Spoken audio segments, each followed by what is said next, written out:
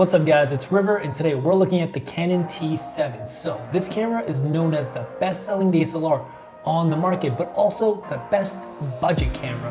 We're gonna find out if it's actually worth the hype or if it's just marketing. Also, I did an in-depth comparison of this camera with other cameras that are actually more expensive than this camera to see how it really stacks up. Let's dive right in. So obviously, one of the reasons this camera is so popular is because it's extremely affordable. But how much were they really able to pack into such an affordable package, and how does it stack up to other cameras on the market that cost the same or a little bit more? So right off the bat, this camera has a 24 megapixel Canon APS-C size sensor, which is actually the exact same sensor as the Canon 80D. So I'm happy to report that in the studio setting, you will get the exact same image in this camera as that $1,300 camera, but this camera has a slightly lower end image processor, which I don't think you'll notice unless you're doing professional level work or doing extreme low light work. However, there's more to the story than just the sensor. So as for photos, this camera does 3 frames per second in continuous autofocus, and the autofocus in this camera is super solid. So whether you're doing portraits, landscapes, kids, family vacation, whatever have you, you're going to get super solid photos out of this camera unless you're doing something with high action, like sports or dance. This camera isn't quite fast enough and you will end up missing your shots. But if you're a casual shooter or a hobbyist, you will be very happy. If you do need to shoot a lot of action, I totally have you covered. I have a solution for you at the end of this video. And one of the reasons you'll get amazing images out of this camera is not just the sensor, but it's also the amazing Canon color science. The colors look good right out of the box, almost like they've already been edited. And because of that color science, people look amazing because skin tones on this camera just look good. Everybody looks attractive on a Canon camera. So, we know this camera takes gorgeous photos, but is the video any good? And I'm happy to report this camera does full HD 1080p at 24 and 30 frames per second. Plus, it retains all of the Canon color science from the photos. So the actual image when it comes to video is still gorgeous. The skin tones look good and the environments are beautiful. This camera also has slow motion. It does 60 frames per second at 720p. However, 720p is a bit low res for me, but for social media and personal videos, that should be just fine. Also, something to note, this camera doesn't have any stabilization built into the body or the lens.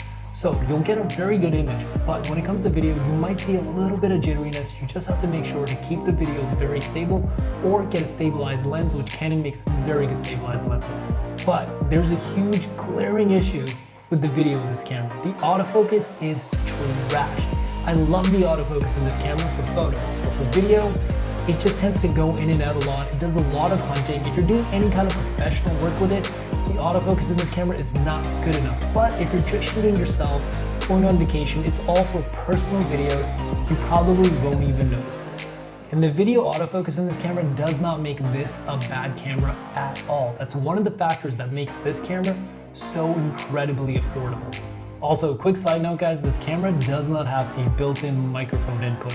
So whatever audio you get will actually be the camera's internal audio, and you will not, unfortunately, be able to plug in your own mic. And next, let's talk about the body and design of this camera and all the nifty features it offers. In terms of the body, it's a small, lightweight, and compact camera. Canon makes a very quality hardware, so if you take care of this camera, it will last you forever. The ergonomics on this camera are great. The button layout is perfect. It's very easy to use and it's very easy to learn if you're new to cameras.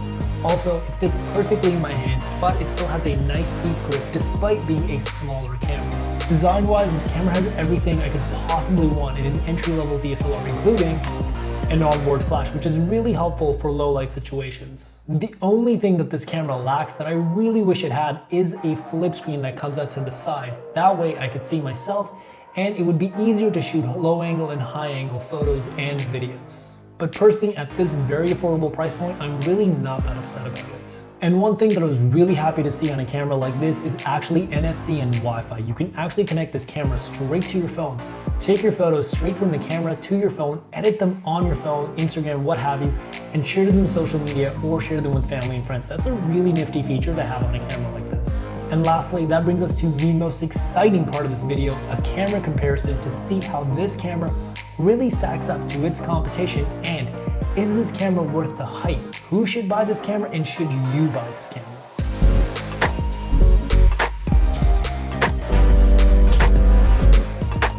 So I actually ended up comparing this to my my Sony a6500 and my Canon G7X, and I was very pleasantly surprised by the results.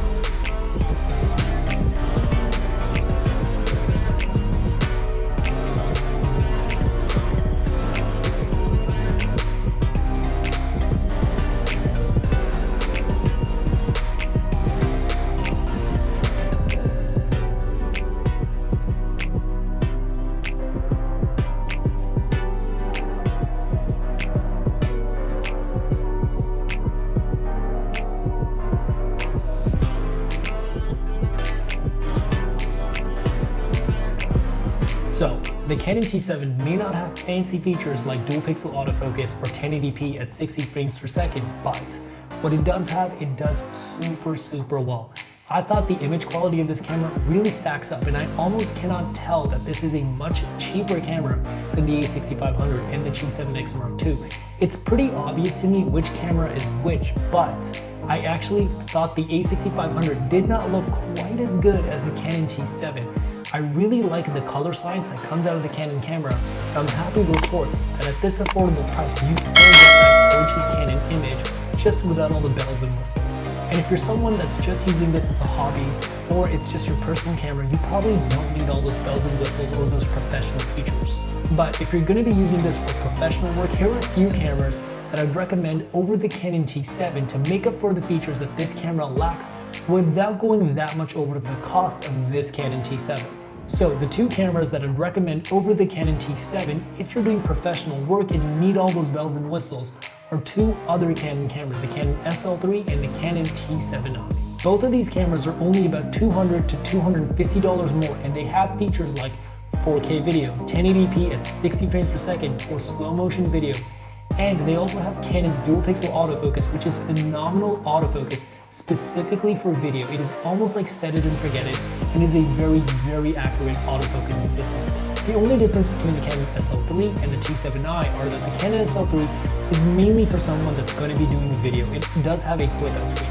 And the Canon T7i is almost the same as the Canon SL3, but the T7i has a few more autofocus points when it comes to photos. If you want to go all the way, I highly recommend the Canon T7i, but if you just want to do a little bit of video, the Canon SL3 is kind of like this camera with a flip out screen, but better video autofocus.